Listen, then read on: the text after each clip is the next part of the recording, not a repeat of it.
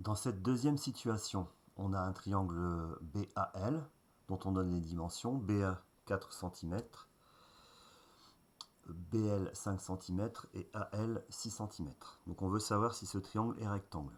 Donc la question qui se pose, c'est en quel point il peut être rectangle.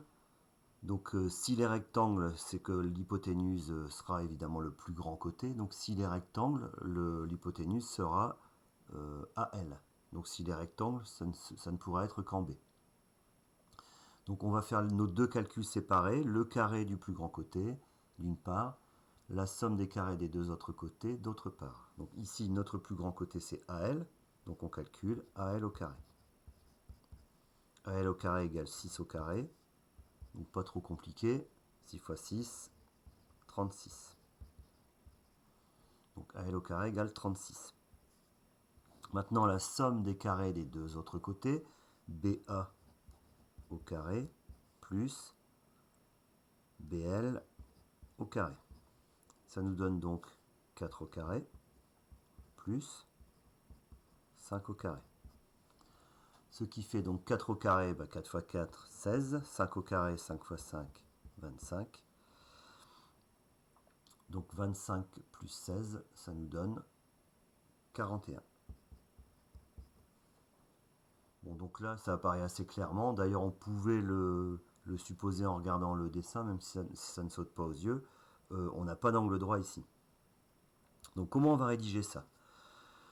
Donc là, on constate que les deux calculs que nous avons faits ne nous donnent pas le même résultat. Donc ça, on l'écrit. On constate que AL carré n'est pas égal à BA carré plus BL carré. Et donc la propriété qu'on voulait utiliser ici, c'était la réciproque du théorème de Pythagore. Sauf que cette réciproque, elle ne fonctionne que si les deux résultats des calculs sont égaux. Donc si les résultats avaient été égaux, on aurait pu dire, d'après la réciproque du théorème de Pythagore, le triangle est rectangle. Or ici, l'égalité n'est pas vérifiée.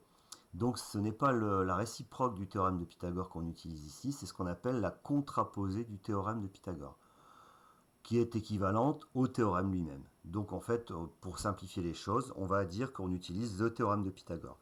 Donc on constate que AL carré n'est pas égal à BA carré plus BL carré, donc d'après le théorème de Pythagore,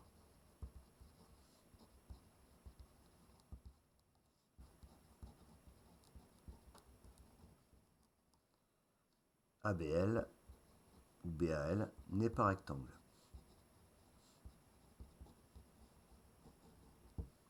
Donc voilà.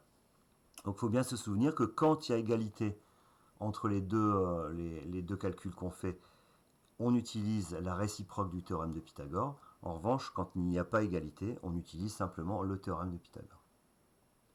Voilà.